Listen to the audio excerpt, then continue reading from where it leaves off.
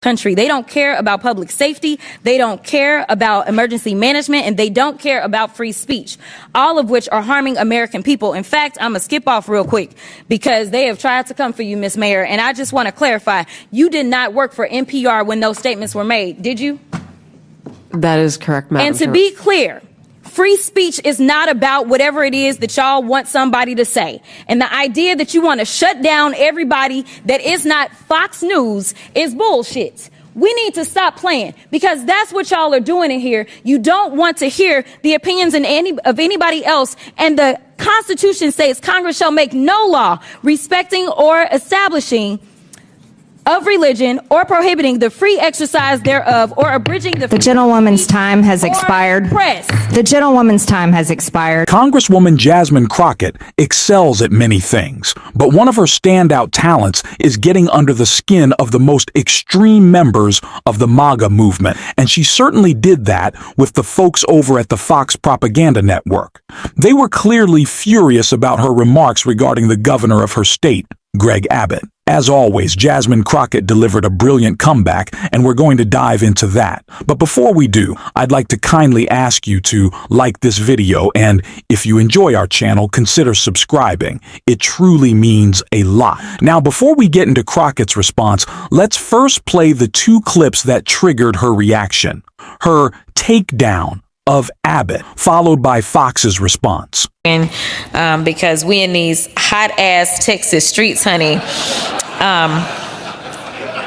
Y'all know we got Governor Hot Wheels down there. Come on now. And the only thing hot about him is that he is a hot ass mess, honey. So yes. You know, to her comments first about the governor of Texas, you know, how many people who are disabled does Jasmine Crockett represent? She is a Congresswoman in the United States Congress, and yet she has now entered the attention economy. She's trying to not represent her people. She's trying to simply represent herself. All right, let's start here. You can say what you want about Congresswoman Crockett making a little joke at Greg Abbott's expense, but I don't really think it was so insensitive or offensive. She was just having a laugh. MAGA makes plenty of jokes too, don't they? Are we really forgetting that just a week ago, Greg Abbott was smiling at the White House while Donald Trump was cutting funding for students with disabilities? Do we just ignore that? But now we're all outraged because Jasmine Crockett made a lighthearted comment. When Trump targets a vulnerable group, it's fine. We just move on. The hypocrisy is absurd. It doesn't make any sense. I don't want to hear it. Remember the start of Trump's campaign back in 2015 to 2016? He mocked a reporter. MAGA had no issue with that. But when it's Crockett, suddenly we're upset? Okay, well, if you're going to get mad at her, you're going to hear from her. And trust me, they certainly did. It should not be surprising that the president is doing everything possible to make it more difficult for the media to hold him accountable and for the public to be informed about his reckless and illegal behavior. Yet here we are. The Republicans have actually organized this goofy hearing to try to convince the American people that PBS and NPR are, quote, domestic terrorists or domestic threats. My apologies. Not the incompetent, unqualified Secretary of Defense who's texting war plans to journalists. But it's y'all, PBS and NPR, the American people are supposed to be worried about. You can't make this up. It's as stupid as it sounds. The American people should be worried about the president threatening to investigate NBC for treason for reporting on his felony convictions, or arresting reporters and stripping networks of their licenses for not saying nice things about him or not using Gulf of America. The Republicans' witness, Mr. Gonzalez, went so far as to suggest that because NPR and PBS reported on the murder of George Floyd, they, quote, represent a danger to our physical health as well as to civic health of our body politics. Ms. Mayor, do you think reporting on the murder of George Floyd and highlighting instances of systemic racism is a domestic threat to America? Thank you, Congresswoman. I believe it's our responsibility to report on all issues of interest to the American public. Thank you so much. Ms. Kerger, what about you? I agree. I think it's important for us to report on the important news of the day. So let's talk about the critical role of public media. During his first term, President Trump's own Department of Homeland Security highlighted the importance of public broadcasting's role in public safety. In 2018, his administration stated, quote, PBS and local public television stations play a crucial role in protecting communities by delivering essential information to individuals and first responders. These benefits are all made possible by public broadcasting stations' unique reach, reliability, and role across America, and are especially vital in rural and underserved areas. Madam Chairwoman, I would ask unanimous consent. I seek unanimous consent to enter into the record the 2018 Without objection, so ordered. And Madam Chair, I also seek unanimous consent to enter into the record the 2019 report titled Modernizing the Nation's Public Alert and Warning System from Trump's. Without objection, so ordered. In the report, FEMA encouraged, quote, the use of public broadcast capabilities to expand alert, warning, and communication capabilities to fill gaps in rural and underserved areas. Mr. Ullman, what's a more significant domestic threat, reporting the murder of George Floyd or dismantling most of America's emergency communication systems? Can you please repeat the question for me, Congresswoman? Which one is more of a threat? Reporting the murder of George Floyd or dismantling most of America's emergency communication systems?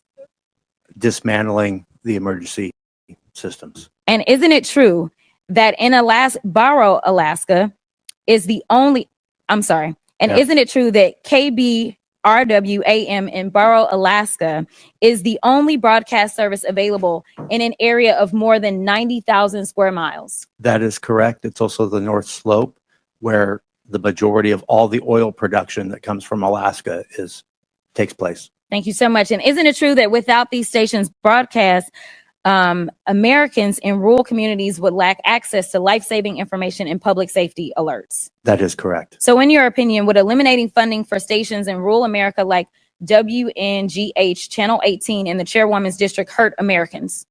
It would hurt Americans, yes. In fact, Georgia Public Broadcasting serves as the official distributor of evacuation route information during state-ordered evacuations. And the Chairwoman is here advocating to strip their funding. Look, the DOGE agenda isn't about government efficiency. It's about breeding corruption at the expense of the safety of the American people, particularly Americans living in rural or remote parts of the country. They don't care about public safety. They don't care about emergency management, and they don't care about free speech, all of which are harming American people. In fact, I'm gonna skip off real quick because they have tried to come for you, Miss Mayor. And I just want to clarify, you did not work for NPR when those statements were made, did you? That is correct, Madam And to Chair. be clear, free speech is not about whatever it is that y'all want somebody to say. And the idea that you want to shut down everybody that is not Fox News is bullshit. We need to stop playing because that's what y'all are doing in here. You don't want to hear the opinions of anybody else. And the Constitution says Congress shall make no law respecting or establishing of religion or prohibiting the free exercise thereof or abridging The gentlewoman's time has expired. Press. The gentlewoman's time has expired. Jasmine Crockett called them out, making it crystal clear that the only kind of media Donald Trump and the MAGA movement want is Fox News. It's really telling. And honestly, if you're a Fox viewer, it should make you feel sad that the political party you support only wants the media you watch. Isn't that a clear sign you might be in a cult where everyone just falls in line? Meanwhile, many of us in independent media were calling for Chuck Schumer to step down because we know he's not doing the job right and we want the best for the Democratic Party, the only pro-democracy party. But Fox, they'll just do whatever Trump tells them to. They fall in line like sheep. And it's completely ridiculous, but that's not the only nonsensical thing happening.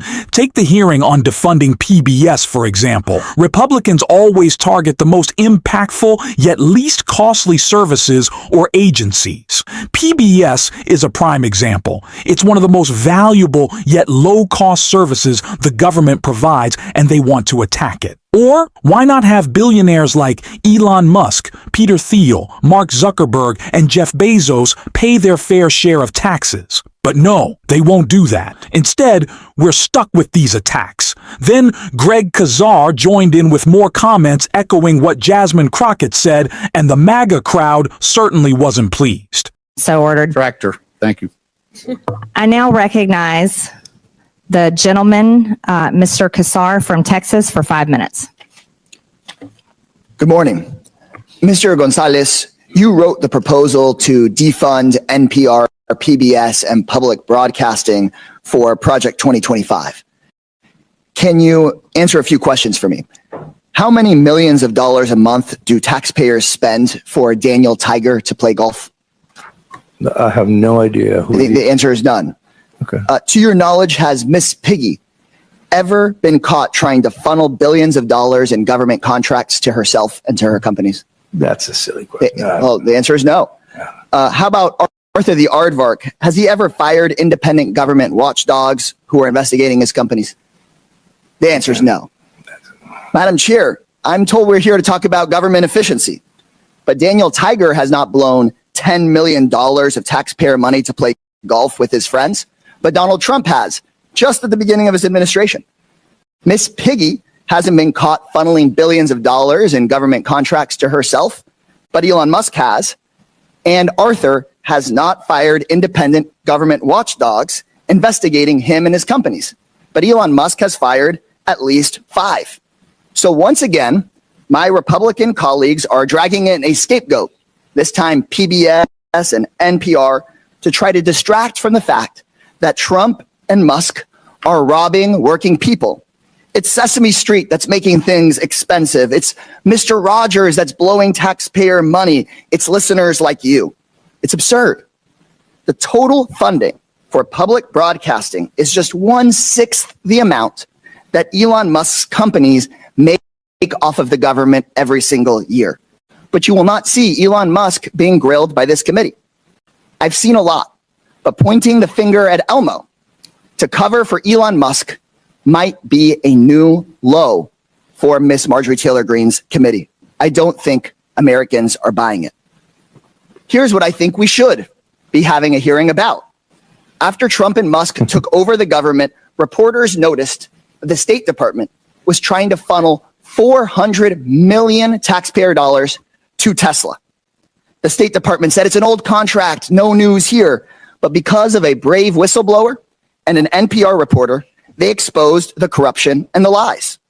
Madam Chairwoman, if we want to look into waste, fraud, and abuse, why not look into that? Elon Musk, who's running cabinet meetings, who's running the White House, was trying to funnel money to himself. So let's stop investigating Cookie Monster and start investigating how the Trump administration lied about this and was trying to funnel money to their biggest political supporter. Maybe you're trying to defund NPR because they expose this kind of corruption. And if Republicans were serious about investigating waste, fraud, and abuse, my colleagues would admit that Big Bird is not the problem. Big tech is, big pharma is, big insurance companies are.